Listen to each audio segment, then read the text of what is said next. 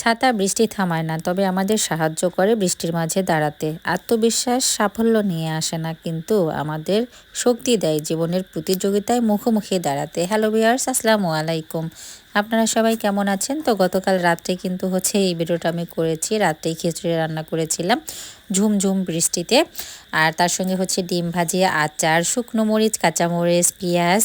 তো আমার মামাতো বোন ও ডেকোরেশন করেছে, মাশাআল্লাহ অনেক সুন্দর করে হেল্প করেছে আর কি আমাকে। আর এদিক দিয়ে তো আজকে সকাল থেকে আবার সেই বৃষ্টি। তো একটু বৃষ্টি অফ ছিল, এই সুযোগে আমরা মেয়েকে নিয়ে চলে গিয়েছি স্কুলে। ওর আজকে স্কুলে আবার পরীক্ষা আছে। তো তার আগে আমি মুরগির মাংস রান্না করেছি এবং সজনা আলু কাটতেছে আমার নানি আম্মা আর গেদিবু। তো নানি আম্মাই বসিয়ে দিয়েছে, আর আমি তাড়াহুড়ো করে চা নাস্তা করে মেয়েকে নিয়ে স্কুলে যাচ্ছিলাম। তো দেখেন রাস্তার অবস্থা কি, একেবারে 12টা বেজে গেছে। রাস্তার হেঁটে যাব যে সেই পরিমাণ পর্যন্ত জায়গা নেই। দেখেন কাদা কাদা, মাঝখানে একেবারে পানি জমে আছে, আর উপর দিয়ে একটু উঁচু নিচুর মধ্যে হাঁটতে হচ্ছে। কি যে কষ্ট করে গিয়েছি স্কুলে। তো পরীক্ষা শেষ করে বাসায় আসলাম। আসার পরে দেখেন ঝড় বৃষ্টিতে কি অবস্থা। আমাদের একটা গাছের ডাল একেবারে ভেঙে আমাদের জবা গাছের মধ্যে পড়েছে। তো জাম্বুরা গাছের দেখেন ডালটা একেবারে হেলে গিয়েছে, কয়েকটা জাম্বুরা আবার পড়েও গিয়েছে। তো এই অবস্থায় থাকলে তো গাছটা আবার নষ্ট হয়ে যাবে, কিছুই করার নেই, মানুষও পাচ্ছিলাম না। তো একটু বৃষ্টি থেমেছিল, এই সুযোগে গিয়ে আমি আশেপাশে চেক করতেছিলাম যে আম পড়েছে কিনা, আবার আমাদের সুপারি গাছে সুপারি পেকেছিল ওগুলোও পড়েছে কিনা। তো এদিক দিয়ে দেখেন কি অবস্থা, পানি জমে গিয়ে ধানের জমিগুলোতে মাশাআল্লাহ অনেক সবুজ আর সবুজ চারিদিকে, খুব ভালো লাগছিল দেখতে। আর পানির মধ্যে কিন্তু এগুলো পানা হয়েছে, দেখেন এই পানাগুলো কিন্তু মাছ খায়। তো এই জন্য ওই দিক দিয়ে আমি একটু পানিটা ছেড়ে দেওয়ার চেষ্টা করলাম।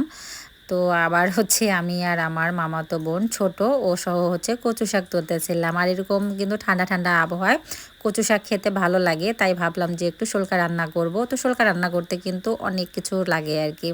তো সজনা পাতা আমার আগেই রেডি আছে, তার সঙ্গে কচু পাতাটাও আজকে রেডি করে নিলাম। আর বিভিন্ন প্রকারের শাক হলে কিন্তু খেতে মজার হয়। তো আমি আর মামাতো বোন গিয়েছি ওপাশে গিয়ে তো শাক তুলে নিয়েছি, সঙ্গে কচু পাতা, আবার আম কুড়িয়েছি, তার সঙ্গে পাকা কাঁচা সুপারিও পেয়েছি। তো ওকে বালতি আর ছাতা দিয়েছিলাম, আর এদিক দিয়ে আমি কিন্তু ভিজতেছিলাম।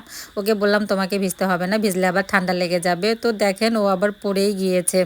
তো পরে বলতেছে আপু ঠিক আছে এখন আমি ভিজবো, কোনো সমস্যা নাই, গোসল তো করতেই হবে। তো এদিক দিয়ে তো আমি ডালপালাগুলো কাটতেছিলাম, আর আমার মামাতো বোন আমাকে হেল্প করতেছিল।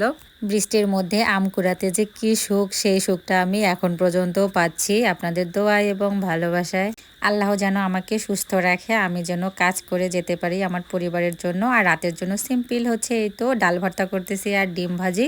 আর গ্রামে থাকা মানেই কিন্তু প্রাকৃতিক দুর্যোগ, মানুষ, গরু, ছাগল, হাঁস, মুরগি সবার সঙ্গে লড়াই করে বেঁচে থাকা। ভিডিওটা এখানে শেষ করলাম, সবাই ভালো থাকবেন, আল্লাহ হাফেজ।